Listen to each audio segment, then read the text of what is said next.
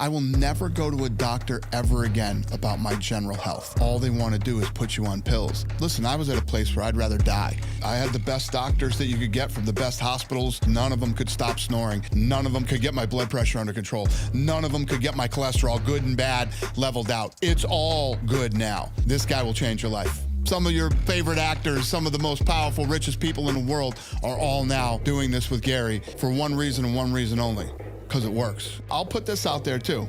What the hell? There are 4 things that you can do at no cost to change the entire trajectory of your life. Get up and expose your skin to first light. Learn to do 3 rounds of 30 deep breaths. The third thing, take a cold shower. Exercise after your cold shower. A cold shower will actually prepare you for exercise, let your body warm up naturally. And the 4th thing you can do is take your bare feet and touch bare soil, dirt, grass, or sand for just 6 minutes a day. I want you to try it for 7 days. The single most important nutrient in the entire human body is vitamin D3. One of the most chronic deficiencies on the planet. 50% of the world's population is clinically deficient in vitamin D3. This deficiency is one of the easiest for us to supplement with and one of the easiest for us to fix. Make sure that your vitamin D3 is a minimum of 5,000 IUs and has a minimum of 120 to 140 micrograms of K2. There's also a version of K2 called MK7, I believe is the version that is the most bioavailable, because if you take vitamin D3 with vitamin K2, it helps calcium that's being transported around the blood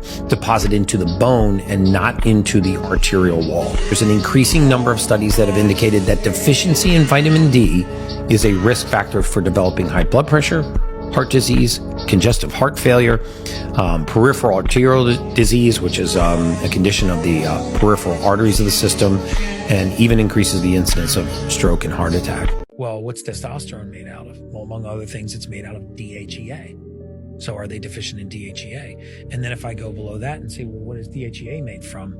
Vitamin D3. So if I want to restore this biometric chain, I go vitamin D3, raise that to the optimal range, DHEA, raise that to the optimal range, and then see if that moves the hormones. Because if it does, it's going to fix the rest of the chain. If not, then you go to the hormone and you correct the hormone level. And there's a bunch of ways that you do that. You can supplement, you can use TRT, you can actually use boosters to boost testicular production of testosterone. And once you put that hormone back into the optimal range, you'll see that the bone marrow begins to spit out new red blood cells. Raises the number in the bloodstream, transports more oxygen, they have more energy. So speaking of TRT and just, I guess there's a very difference between TRT and steroids and all these other things. Huge. Yeah. So what are your thoughts on that because you're just seeing everybody want to get on it. Right.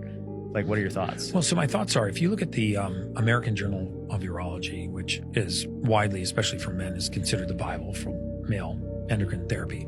In 2018, they published their new testosterone guidelines. If you actually Google American Journal of Urology space testosterone, and then when you pull that article up, you look down at start at question 13, you'll see something called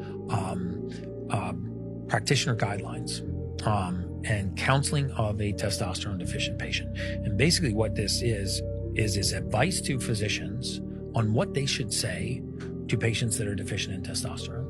And it blows through all of the old myths that testosterone is linked to prostate cancer, that it increases cardiovascular disease, that it has an increased rate of thrombolytic events, stroke, heart attack risk. And it actually updated those to say that the testosterone deficiency is a risk factor for cardiovascular disease.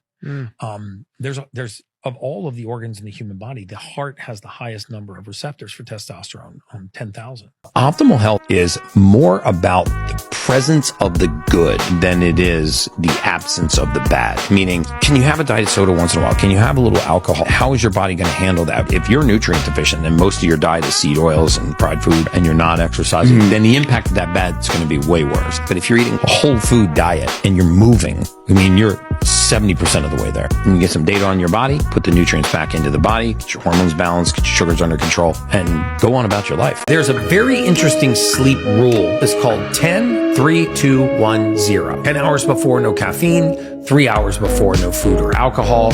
2 hours before, no more work. 1 hour before bedtime, no more screen time. Shut off the phones, the TVs, and the computer. and 0 is the number of times you should hit the snooze button. When our alarm goes off, we should be getting up out of bed and starting our day. Remember, there's 2 types of sweating that the body goes through. There's passive sweating, sweating to eliminate weight, and there's active sweating. Active sweating is meant to reduce your body temperature. Right now, what I'm trying to do is passively sweat.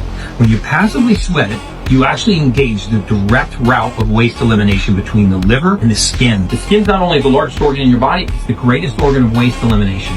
You can do 3 days of liver detoxification in just 25 minutes in a hot sauna above 140 degrees Fahrenheit. To get to 180 degrees Fahrenheit, you can do it in 15 minutes.